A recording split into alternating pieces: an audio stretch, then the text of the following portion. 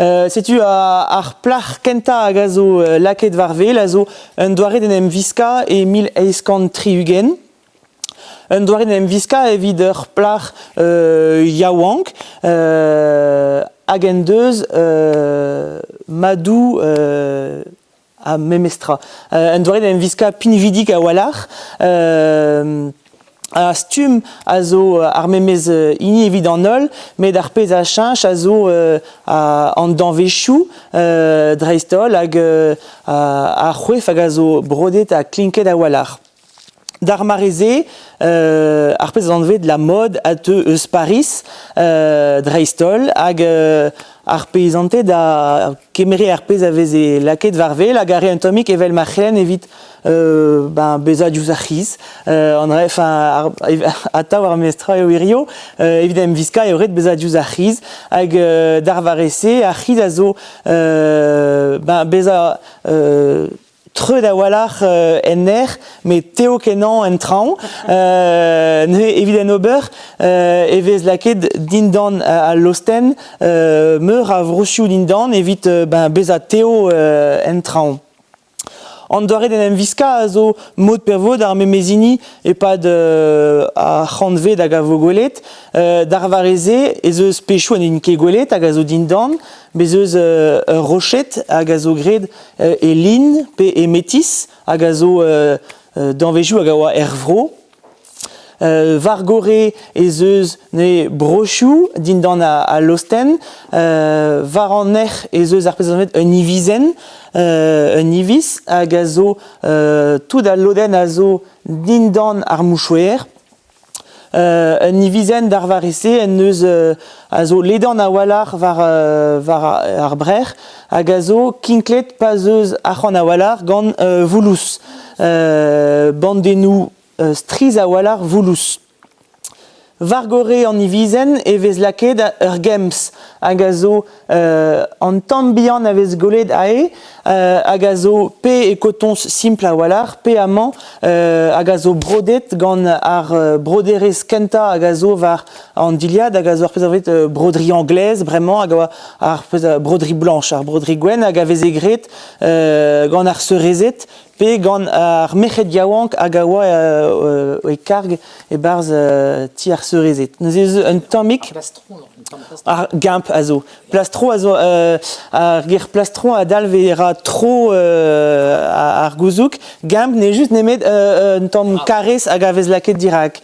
Var gore vez laket ar pez a vez anzvet ar mouchouer. Ar mouchouer a zo, alors e brezonek e a za walar eo pep tra zo mouchouer. E galek e o entamik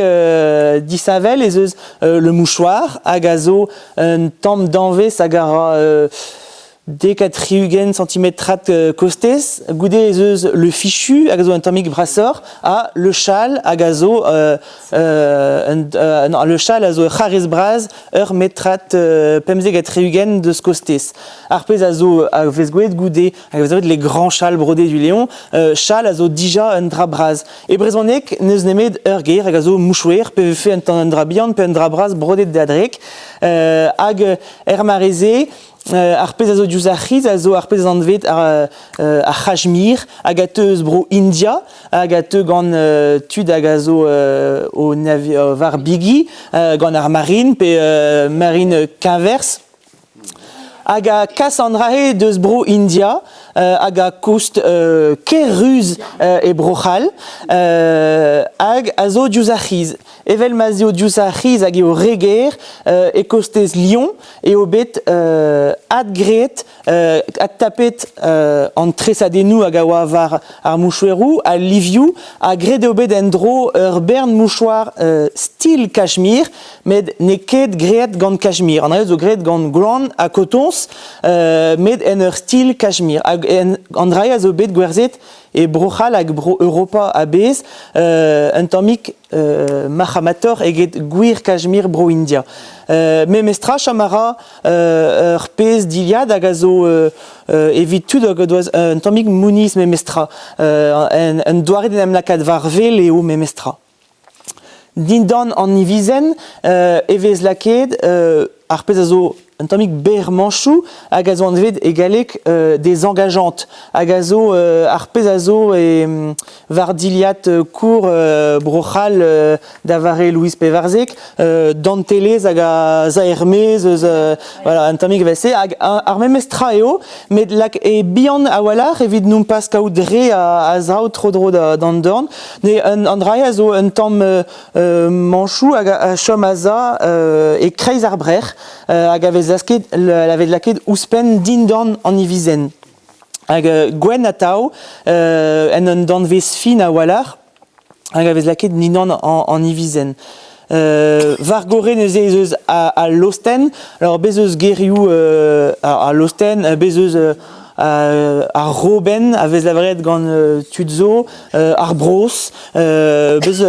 meur a ger evit an drahe hag a zo darmareze gret gant danvez pouner a walar hag a zo un tammig ar pez a vez anvez dirio dradlen un danvez solud a walar a teo a walar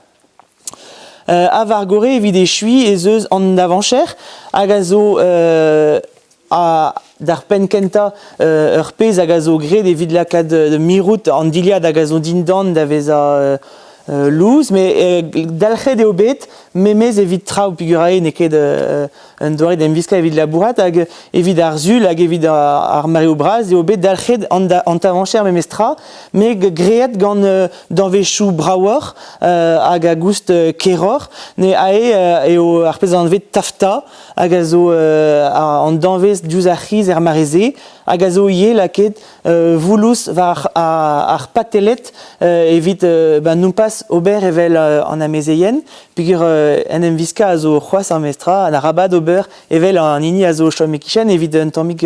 bez a gwellor, braouor, ne ae ez eus eo un doare da klinka ar patelet, me bez eus meur a zoare da klinka nean. Neus ket c'hoaz broderez hag a zo gwelet, pigur ne ket c'hoaz erruet an doareze da klinka an tavancher gant broderez var gore. Ar broderez nemeta a zo ar pez an vet broderi blanche hag a zo var ar c'hwef pe var bord ar manchou dindan ae.